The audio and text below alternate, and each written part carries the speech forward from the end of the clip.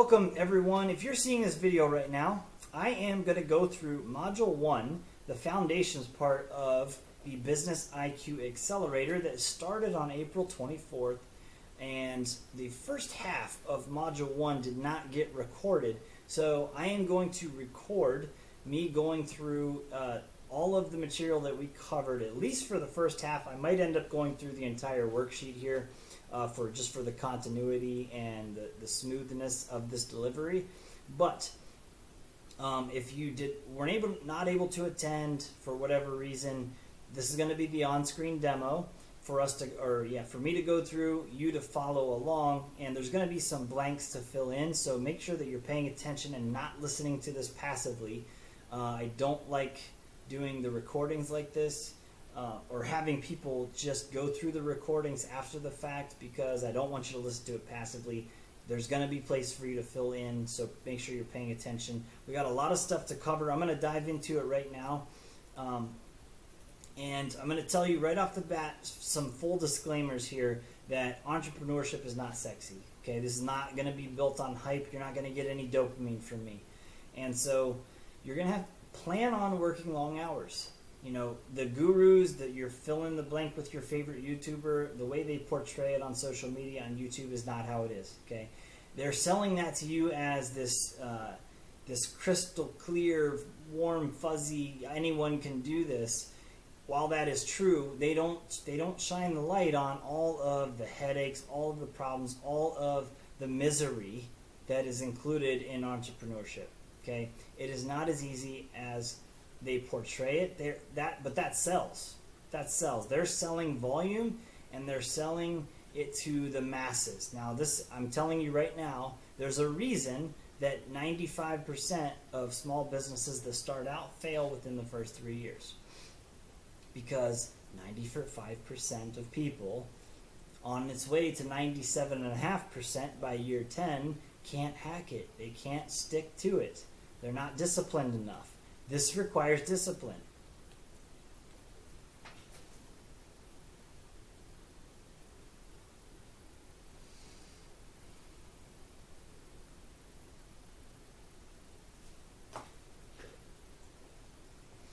All right, welcome in everyone. If you're seeing this video right now, I am going to do an on-screen demo here of at least the first half of the Module 1 worksheet.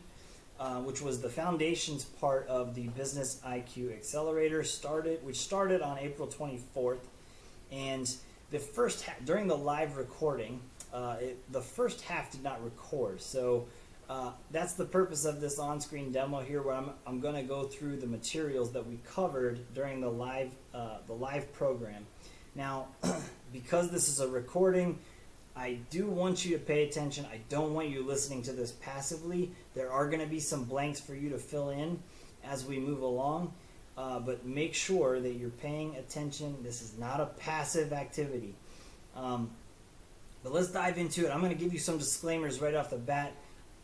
I am not your favorite guru, your favorite influencer. You're not going to get the same thing from me that you get from them.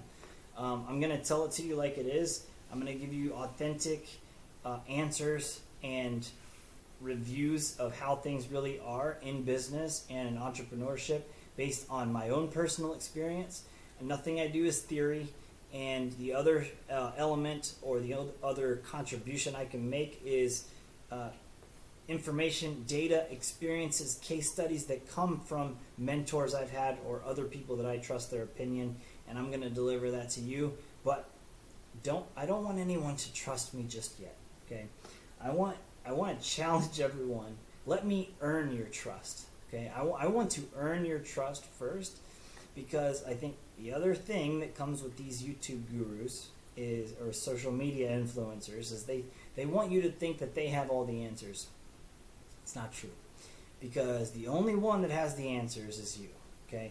Now, the only reason I even considered doing this was because I think I can give the skills that allow you to generate the answers when you need them, at the drop of a hat, the snap of a fingers, whenever you need to, which is what I think everyone is looking for, more so than they're looking for the answers on a piece of paper that is probably not going to be there. It might look like it on paper, but when you see it in real life, it's never that way. So that's the purpose of this program, is to force people to get involved, force you to get involved, start using your mouthpiece, start thinking for yourself, start gathering and sorting out data for yourself so that you can make your own damn decisions. Now, disclaimers right off the bat. This is not sexy. Like I said, this is not going to be built on hype. Plan on working long hours. Okay? This is not a 1 year and done. You're good. You're set for life. Generational. I swear to God, if I hear the word generational wealth again, that's a fantasy. Yes, is it possible? Absolutely, it is. But it's going to take some work. It's not as easy as it is portrayed from your favorite guru mentor. But of course it's possible, but plan on working a hell of a lot of hours and and dealing with a lot of stress and a lot of strain. It's going to happen. Get used to it. Accept it right now. If you can't, and I've already rubbed you the wrong way, probably not the program for you. You probably want to go to that, back to that guru and let them pump you up with whatever they got, because you're not going to get it from me. You're going to be under a lot of stress and pressure. Deal with it. Accept it right now. You're going to be lonely. You're going to be misunderstood. It's okay. It should be that way. It should be painful, because in that case, not everybody's willing to do that, which is good. That's good for us, good for you. You should welcome that. You should welcome the fact that it's not an attractive thing for a ton of people. It's simple supply and demand. The more supply there is, meaning if there's a ton of people doing it, that means they're probably pretty small problems that everyone can solve, which means those problems are probably not very valuable to solve. We want high value, very difficult problems to solve. That's the name of the game in entrepreneurship, and that's what we're trying to do here. Is we're trying to set ourselves apart and make ourselves as valuable as humanly possible to the marketplace. Let's dive in, because I think everyone is here right now through the result of a lot of confusion, a lot of overwhelm that makes people feel very difficult, like it's difficult to generate some momentum in their business. It feels like you're in the weeds and you can't see the end, and there is no end in sight. You don't know how to sort through the weeds, and every time you move, you get jabbed by another briar, and it hurts. And you don't know where to go. You don't know what the most efficient route is, and every way you turn, it stings. Now, but we know that we got to go here. Now, this just looks great. Looks like our own little economy that is very structured, very built, very smooth flowing and efficient in terms of its exchange of value. Everything is synergistic and feeding off of each other. This is what we want. But in order to get here, we got to clear the land first. We got to get rid of the weeds. We got to clear the land. We got to flatten the land. Get it ready to lay a foundation, which is where we're at right now. What I hope to do with this program is to clear those weeds, flatten the land, get it ready to build, lay a foundation so that you all can start building. Now, during the live portion, I went through some precursor questions with everyone. I want you all to take some time with these questions and answer them yourself. I'm not going to give you any answers here, because these answers are not going to come from me. They're not going to come from YouTube. They're going to come from your brains and your brain alone. But I don't want you to just read them and write down the first thing that comes to mind. I want you to take your time and actually think about these questions, what they mean to you. I'm going to go through them here and maybe say them a couple different ways in case one resonates with you more than another. Question number 1, my goal of being here and committing to the accelerator program is fill in the blank. Why are you here? What are you doing? You're here for a reason. And that reason, my guess, is because you feel frustrated, overwhelmed, you're not quite sure what the best route to go is in terms of building some momentum, and you realize that you've been doing this for quite some time, you haven't had a ton of success, you can't figure out why, but you know something's wrong, and therefore, because this has already been pitched and marketed or communicated in a different way than what you've heard of so far, maybe that's why you're here. I'm guessing that's why you're here. If it's not, put right in what that other reason might be. Second question, the true reason I got to achieve my goal is fill in the blank. A lot of you, the first things that come to mind are going to be make more money. That's not it. That's the byproduct. What's the real reason that you're here right now? Is it you want to have more decision-making power, you want to have more freedom, you want to have more skills to create the ability to make better decisions, to create circumstances that work better for you and your business? What is the actual reason? Write in the answer to that question. Third question, the things holding me back or stopping me from achieving that goal is, fill in the blank.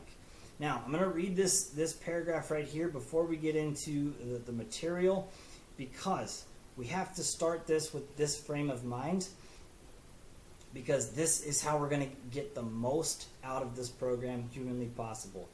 Because there's a lot of people, especially right now, it's very easy, it's very encouraged actually, to point the finger at everybody but yourself. I don't care if someone has wronged you, if someone has screwed you over, it's your fault. We have to take responsibility for those, for anything that happens to us. We have to take responsibility for that, whether or not we had any direct control of it. Because even if you got screwed over, here's a perfect illustration of what I'm talking about. Even if you get screwed over, there's something you missed along the way.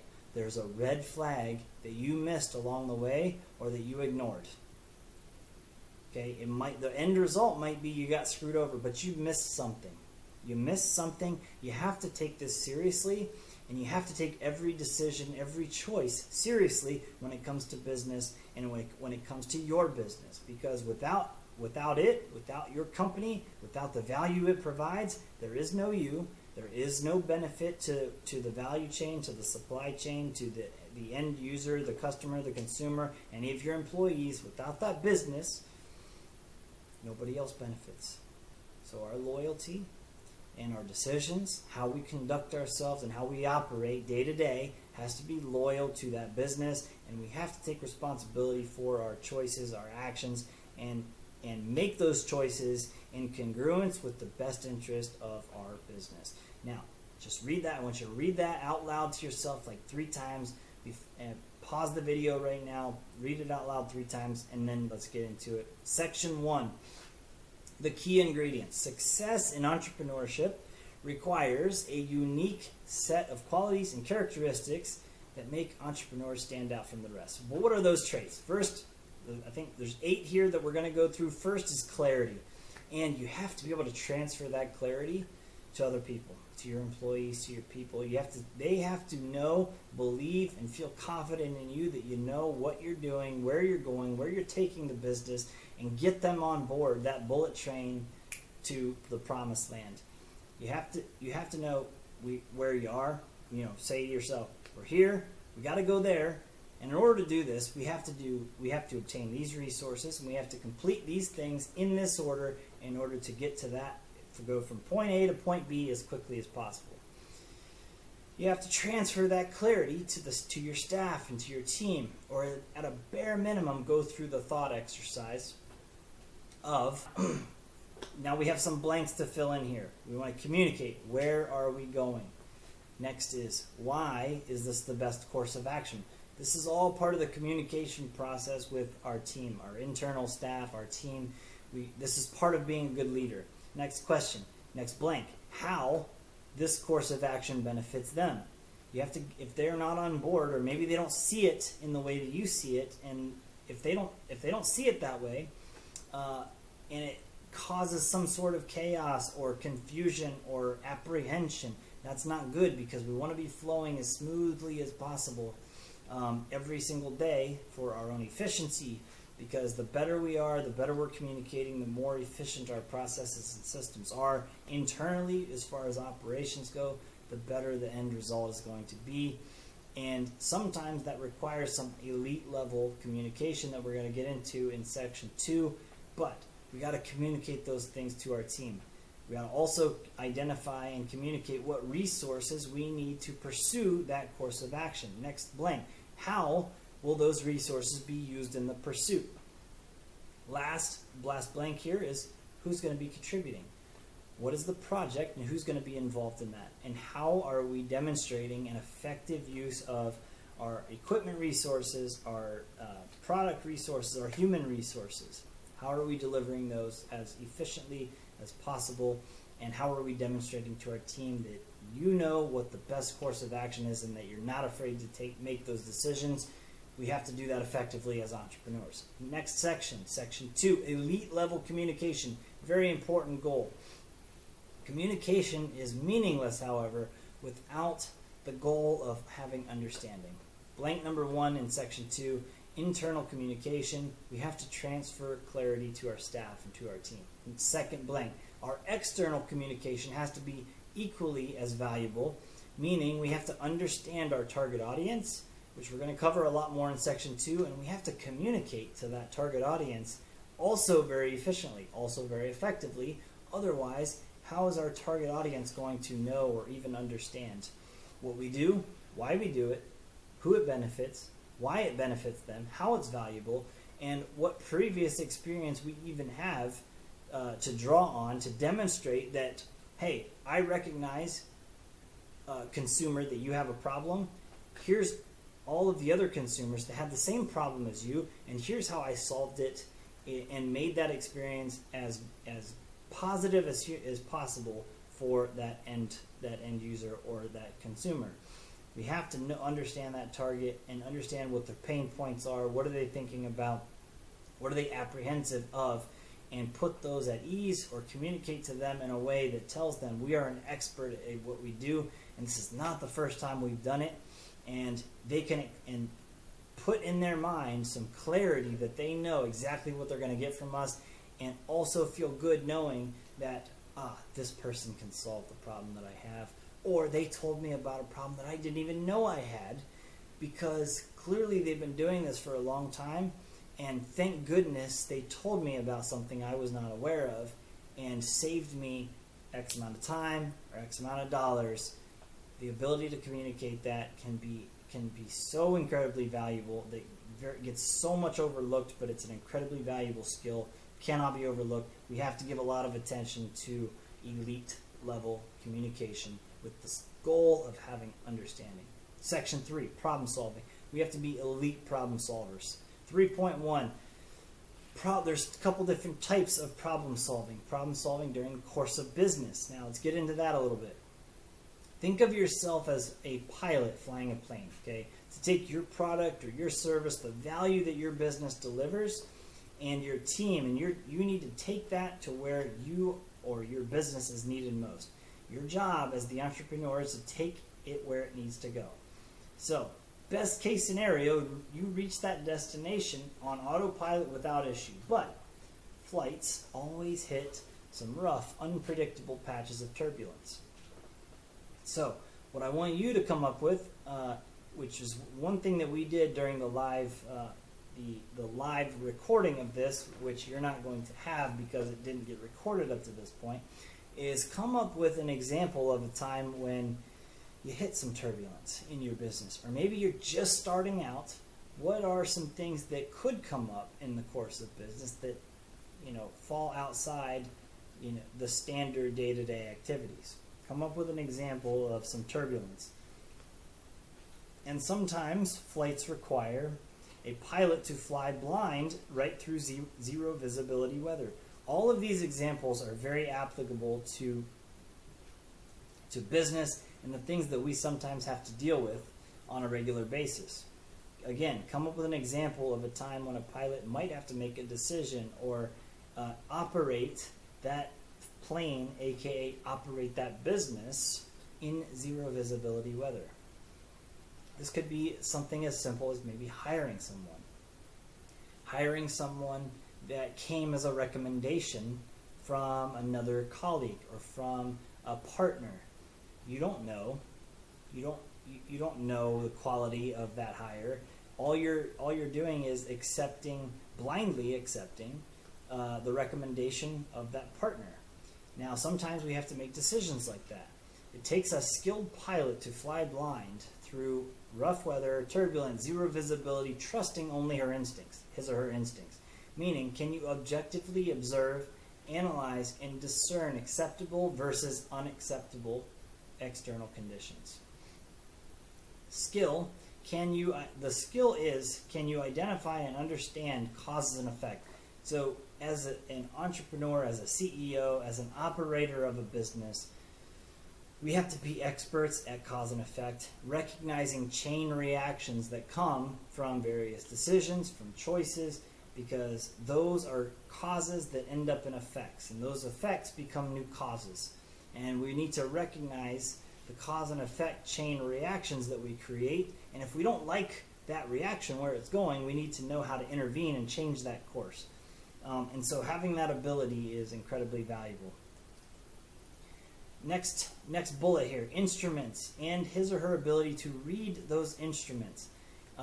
Again, so this is the necessity of knowing your numbers, knowing how much money is coming in, what is happening to that money when we bring it into the business. Is it getting reinvested? Is it being paid out in salaries? Is it being paid out to contractors? What is happening, and how are we controlling and using our various instruments, meaning our equipment, our software programs, anything that helps us operate our business day to day, people, equipment, software, hardware, whatever it is, those would be considered our quote unquote instruments. And we need to know our numbers and know what those things are and understand how they fit together, how expensive they are.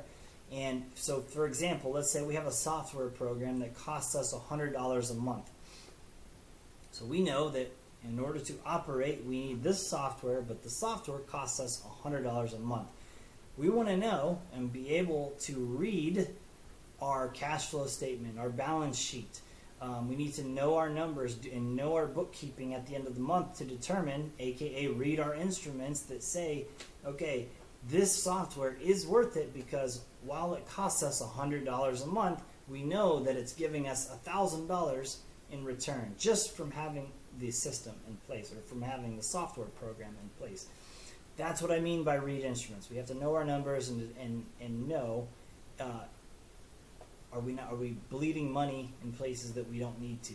Or are we using this money effectively and putting it into the right places, because while it leaves, it comes back and brings more of its friends. That's what we want to be thinking of and reading when we're looking at our balance sheet or our cash flow statement at the end of the month. Now, this is where problem-solving skills come into play. The ability to think critically and creatively can mean the difference between landing safely or crashing. And so, having the ability to do that and solve those problems can lead to what we ultimately want here is a smooth landing versus a crash that can be avoided. Now, problem solving under pressure, again, this is the highest value skill for entrepreneurs. The skill allows you to, we got 3 bullets here. First blank, assess any situation. Second blank, identify the cause. Third blank, identify a solution.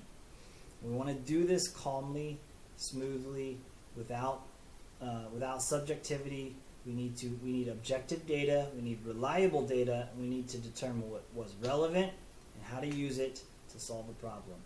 Slow is smooth. Smooth is fast. Cool, calm, collected wins every single time.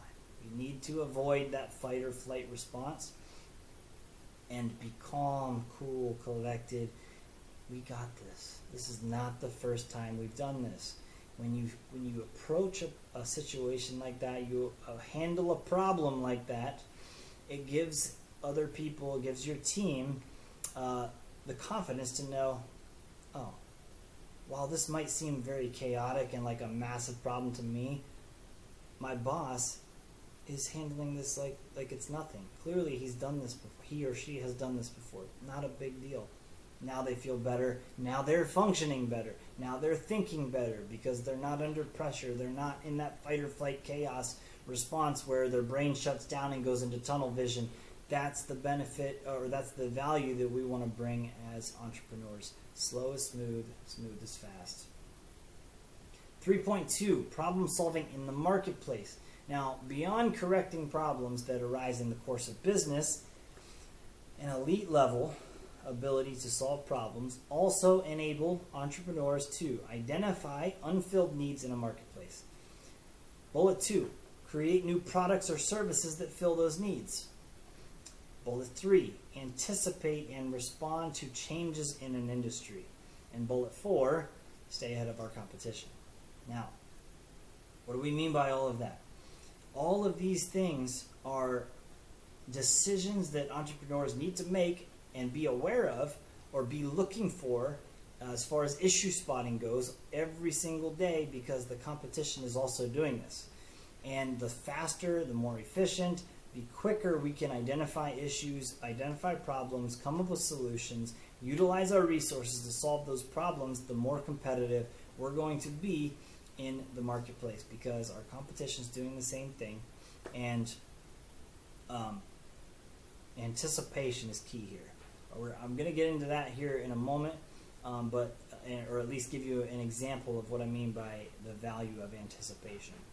Now, we did have a 6-minute break here, but I'm gonna go right on through here and continue with the rest of this module. Section 4, we have to also have some very brutal self-introspection. We have to get rid of the ego. Some critical self-assessment skills are very necessary for successful entrepreneurs. These skills are largely dependent on removal of the ego, as I mentioned. Now, you've probably heard the term SWOT analysis before. It's a very, very overused term, and I don't just do SWOT analyses for the hell of it, because we need to identify strengths, weaknesses, opportunities, and threats, and we actually have to use them. We actually have to use them in our decision-making process to make sure that we are capitalizing on our strengths or being proactive to avoid downfalls or pitfalls that could flow from our weaknesses. We have to identify opportunities or use our strengths to capitalize on opportunities that might present themselves to us. And then threats, that's the point of recognizing weaknesses, because weaknesses will lead to threats. And the better we recognize the weaknesses, the better we'll see the threats and be able to avoid them, or put some measures in place that mitigate the impact that those threats can have on our business day to day. Now, those threats can come from anywhere. There's an infinite number of examples that could come up. I won't go into all of them here. Just know that when we do a strengths, weaknesses, opportunities, and threats analysis, or we're putting anything down on paper like this, because I'm sure you've all heard a SWOT analysis before, but that's usually where it stops. And it can't be where it stops. We have to know. First we have to identify them, and then we have to know what the hell to do with those identifications. So don't take that lightly. Because it's an overused term, just make sure that you give it the consideration that it needs, and give it the credibility and the impact or the weight that it deserves. Objective evaluation of strengths, weaknesses, blind spots, as well as areas for improvement in our operations must be at the forefront of a, quote, healthy degree of paranoia. You don't see the quotes here. That is a quote from Patrick Bet-David, very, very, very successful businessman. And he always says, in business, you have to have a healthy degree of paranoia. I think he has a 24-hour celebration rule. Anytime they have a success in business, he's willing to celebrate for 12 to 24 hours, but at the end of 24 hours max, it's out of sight, out of mind. He's already forgotten about it. It's on to the next. Because why? The competition is out there, and while you're celebrating, enjoying that win, getting all fat and happy, the competition's out there getting hungry, and they're on the prowl. They're getting ready to take advantage of something you're not looking at, something you're not looking for. And if you're not also doing the same, proceed at your own peril. Now, the result that comes from all of that is the skills then become programming. The more times we go through that exercise, the more times we understand what those strengths, weaknesses, opportunities, and threats are, and put countermeasures in place or measures in place to capitalize on opportunities, the better we do that, the more efficient we do that, those become skills, and then those skills become natural programming, because now we're not even thinking about it. We have our eyes open, we have our awareness, we're identifying them and solving those problems before you even realize that you have a problem, and you're solving that problem before you even realize, oh, hey, this is a problem. Because now you've done it so many times, it's not even a problem anymore. Now it's just an act. It's just a function, like getting up and putting your shoes on. That's not a problem. It used to be a problem. Now it's not. So again, skills become programming. Resiliency becomes, quote, standard operating procedure. First fill in the blank there. Resiliency becomes standard operating procedure. Bullet 2, adaptability becomes unconscious. Kind of exactly what I was just explaining. Bullet 3, awareness of self and awareness of our business becomes valued. When we understand and we're aware of who we are, what we are to our business, what our business does, why it exists, who it's valuable to, who it serves, we're able to communicate that value so much more effectively. We'll be going through an exercise here at the end of this that will really hone in on this third bullet point right here. Section 5, we got to be able to take risks as entrepreneurs. Bullet number 1, brutal self-introspection, which we covered already, makes an entrepreneur better at fill in the blank number 1 here, calculating, and number 2, taking risks. Now, we don't just take risks for the hell of it.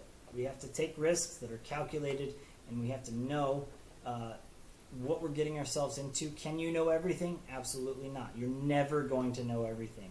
But you have to start to be able to calculate and assign levels of risk, assign a value to a certain risk. That's how we price products. That's how we price our services. Is, hey, this is a high risk, high reward option. So because it's high risk, that high risk has a high price. Therefore, our reward is high. And so that is how we need to accommodate or strategically make decisions for our business so that we don't handicap ourselves.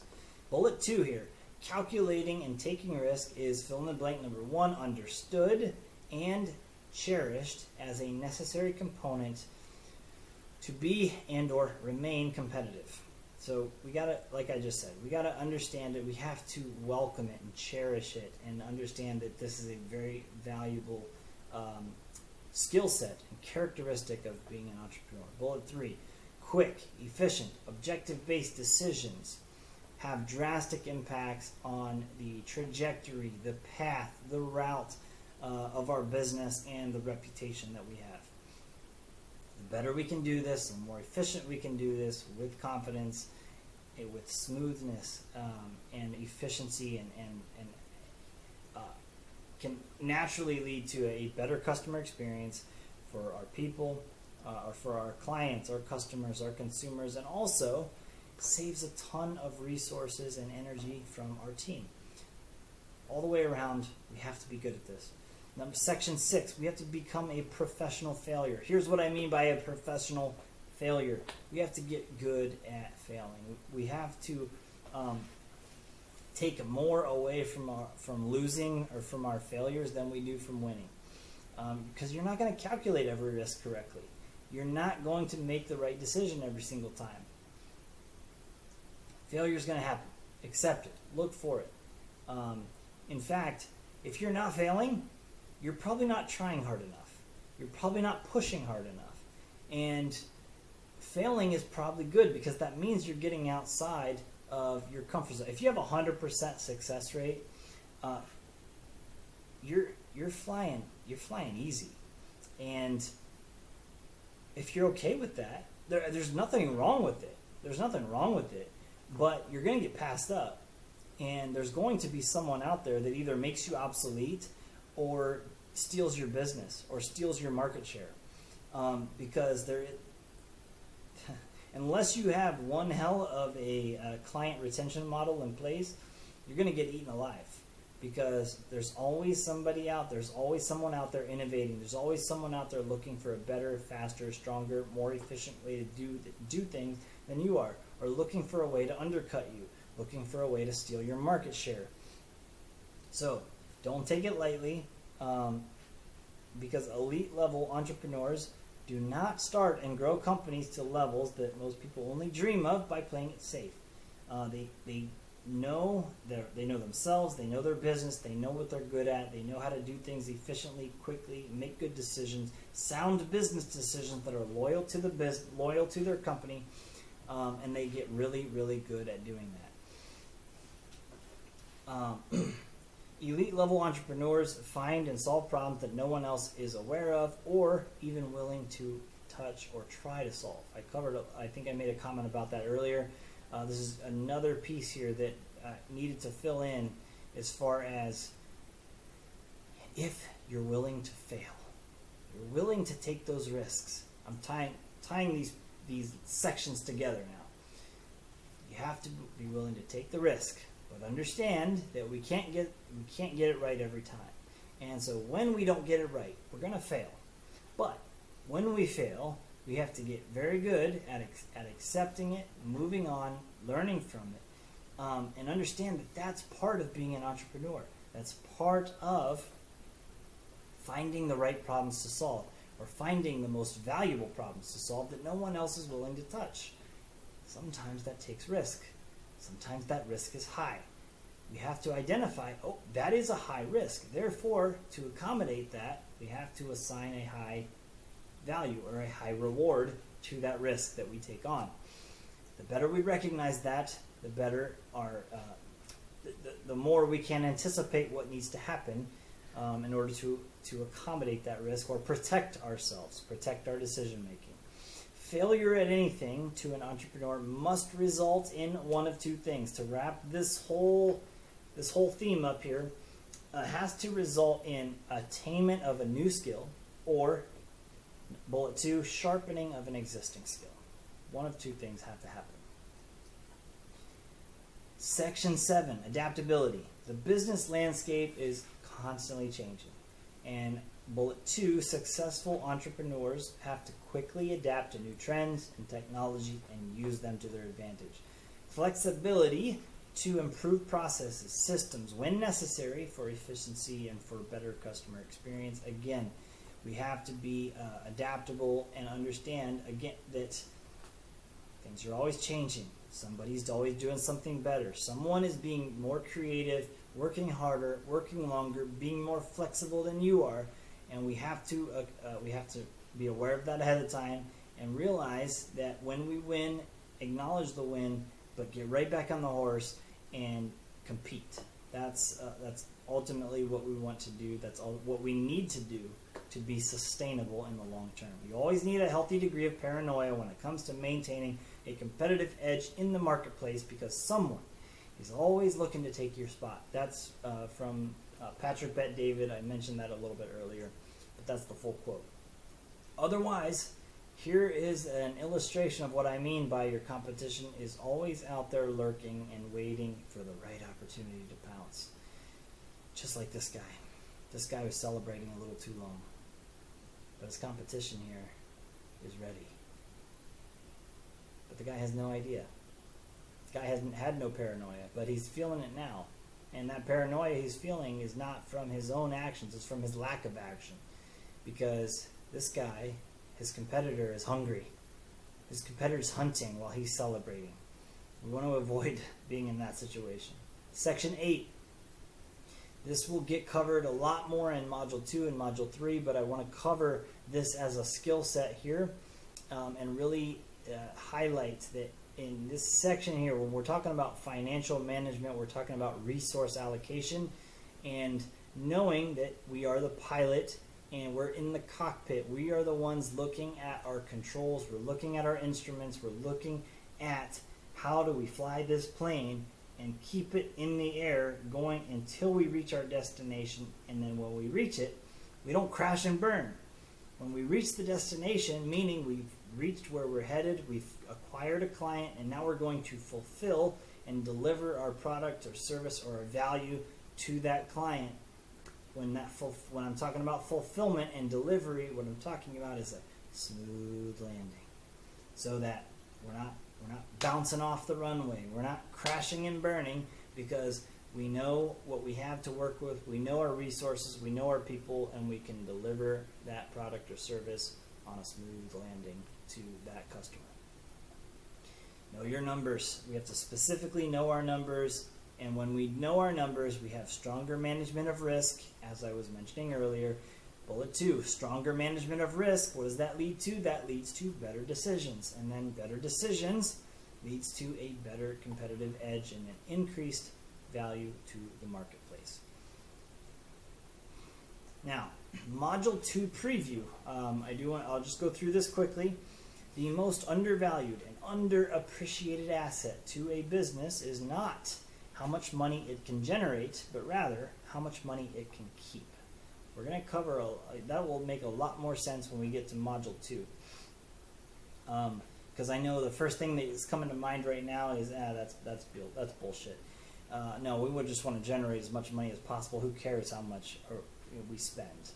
I guarantee you that is a very bad way of looking at it, and adopt that message at your own peril.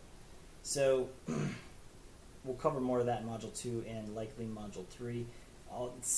Another thing I want you all to do as part of this Module 1 is go through and reread all of the material for these 8 skill sets that we just went through. And then I want you to rank yourself here on a scale of 1 to 10, meaning 10 is you're highly skilled, 1 you have no skill at all. This is your perceived level of skill. And what I want you to do here is fill in, again, 1 through 10, based on what your perceived level of skill is for each of the 8 that we just covered. And then I want you to list the total here. And then we'll come back to that in a couple weeks. Now, section 2 here, when we're talking about understanding personal infrastructure, I covered quite a bit of this already, but I'll go through this quickly here. Part 1, part 1, blank 1, I understand that entrepreneurship is not easy. Number 2, I acknowledge that my success will require a ton of sacrifices. Get used to it. Anything you do is a sacrifice. So just understand that by doing what you're doing, you're going to have to sacrifice a lot. Number 3, blank 3, I understand that I may have been led astray in previous research or educational efforts. Just accept it. Number 4, I am, fill in the blank, willing to let go of any preconceived notions or assumptions that I might have. Number 5, I am, fill in the blank, committed to having a, fill in the blank, part B, sustainable business. Number 6, I remain disciplined with my personal habits. I must set and maintain an acceptable standard for myself and those that I work with. This is so important. Standard. Have a standard. Have a recognizable standard, and do not ever deviate from it. And that standard better be freaking high. If you want to be at top notch, and you don't just want to be a run-of-the-mill average Joe Schmo entrepreneur that just blends in as the gray man, you have to have an elite level standard, and you have to stick to it. And it starts with you. It starts with you. If you're going to be a leader and you expect anyone around you to meet that standard, you have to meet it yourself first. Last section, number 8, discipline equals freedom. That's not mine. I can't take credit for that. That is from Jocko Willink. You guys can look him up. Discipline equals freedom. I think a lot of people look at discipline as a negative or as a punishment, but in essence, freedom comes from being disciplined. Lack of discipline leads to lack of freedom. Now, last section here, section 3, again, quickly, we have to not only understand our personal infrastructure, we have to understand our business infrastructure. Success is pointless without sustainability. And that when we're talking about infrastructure, that's when, again, you saw at the beginning that photo I put up of clearing the land and then laying the foundation. That foundation is our infrastructure, because we need to have a sustainable infrastructure that allows us to, again, make decisions that we need to make at the times we need to make them, and have that freedom to make them whenever we need to, without having to think about it, or without having to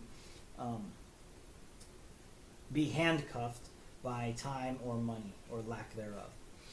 Now, section 1, we have some stability measurables when it comes to infrastructure. Building a foundation is of paramount importance. I've been preaching that. You're going to hear me repeat myself a lot because it has to be ingrained time and time again. I'm going to say things time and time again because not only is it good for you, it has to be ingrained in you. We have to unravel the things that you've already picked up, and we need to then put these habits and these, I don't want to call them affirmations, but we have to put these principles in our brains and make sure that they stay there. Because again, this is actually a skill. And for me to also repeat it, it's good for me. It's good for me. It's a good reminder for me, and it's even of more importance to you, considering we're trying to unravel some bad habits or some bad education or information we've gotten from other sources at the current moment. Bullet 1 under subsection 1 here is: do you have blank financial resources available? That also speaks to our stability. Bullet 2, are you motivated? Bullet 3, are your employees motivated? Number 4, are your customers happy? All of those 4 bullet points right there, when we have financial resources available, when we're motivated, when our employees are motivated, and when our customers are happy, we have one stable business. We have a hell of a stability in our business. We need to be striving for these 4 bullet points. Number 2, strength measurables. So this measures the freedom of choice that we have over the types and the volume of decisions that we can make.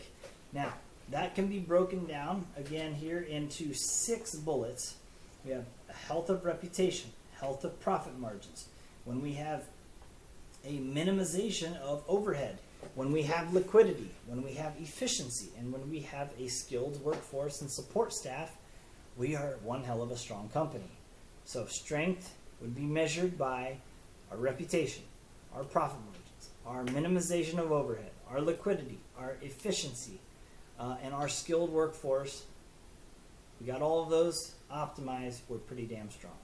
Number 3, our systems measurables. This is what allows you to use and magnify the fruits of a strong, stable business at a minimal, incremental increase in cost. So, do you have an efficient process and or system in place? So, example, what is our system as far as how do we intake a client? How do we process that client when we do get them? When we're processing, taking them from start to finish, and we get to that point of fulfillment, delivery of our value or our product or service, what is that like? How many hands is that file touching from start to finish? What is our closeout like? What is that communication and customer service like along the way? How many people is that end user, that consumer communicating with? How many people are they having to deal with? Is there any confusion? Is there clarity for them? Are they having a good user experience? The better, more efficient our systems are, and the better we can measure the efficiency of those systems and how many labor hours, how many people are touching each file, how much time goes in, what is the expenditure of resources that goes into one file intake to close out. The better we understand those, and the better we can minimize the cost and the time of fulfilling one unit, the better our systems are. The better we can, and that would be an example of measuring the efficiency and the success of a system. Now, systems and priming for Module 2, we want to look at, again, what I just kind of alluded to in that example. How many people touch one unit, one file, one closing, etc.? How many hours go into producing one unit? And then what is the cost per hour? Bullet 4, using the current systems, what is the cost to actually intake, the cost to process, the cost to fulfill, close out, respond to customer service inquiries. In other words, what is the total cost to fill one unit? What is the margin on one unit? Can the systems be more efficient to reduce that cost? Can fewer people be involved? Case study example. I'll go through this example here quickly. Actually, no, I'm going to skip that. And we're going to go into these primer questions. I'm going to read the questions out loud, but I want you all to go through this exercise yourself and answer these questions yourself. What is your business to you? Describe what your business means to you and how you benefit from its existence. This is when I was talking earlier about understanding who you are, and what your business is, what it provides. This is what I was talking about. What is your business to you?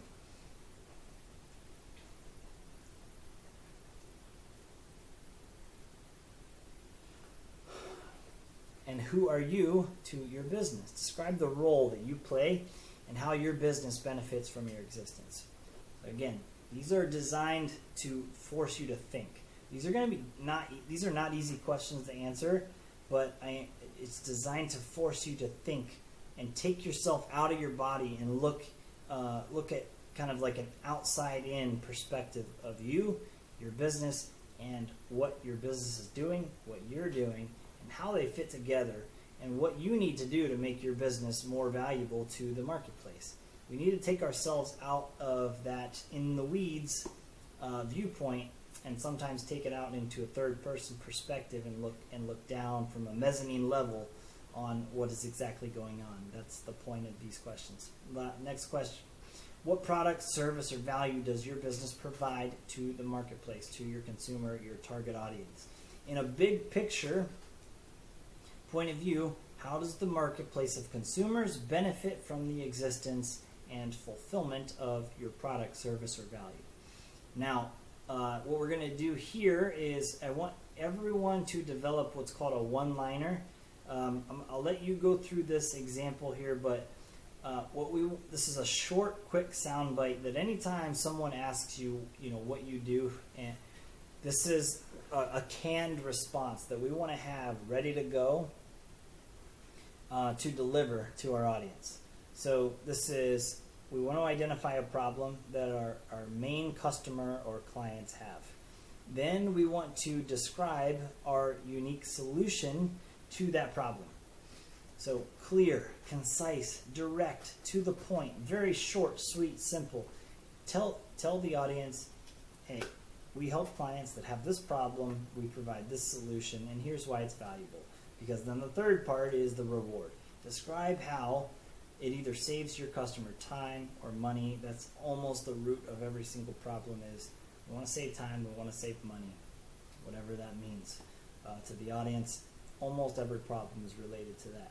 So, what is the problem? What is our solution? And why is it valuable? If we can communicate that clearly, concisely, in a short, sweet little sentence, that's what we want. That's what we're looking for. The better we can break that down in simple, direct terms to an audience, the more confidence they're going to have in you, the more confidence they're going to have in the service that you provide, and the more likely they are to want to work with you. And we don't want to give them too much. We don't want to have this long, elaborate, flowing, fluffy response that sounds like you read it out of a book or out of a poetry book.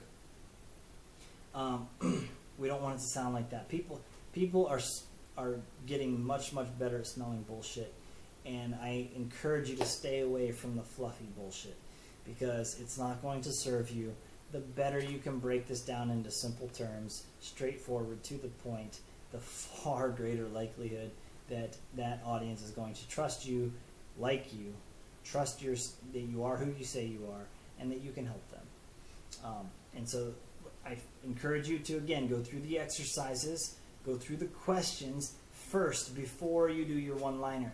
Because the point of me asking these questions up front is to force you to envision yourself in your business, outside your business, and understand yourself, your business, and your target audience better, and then develop your one-liner from that exercise. So when I say here your final one-liner, that is where we take those three and we put them together. Problem, solution, reward. We put those together into one hard-hitting sentence, and that is considered our one-liner.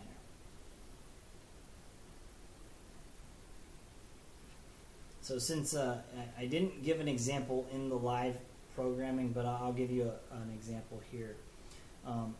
The one-liner that I have used previously is, we help entrepreneurs start their business without confusion or overwhelm so they can be their own boss.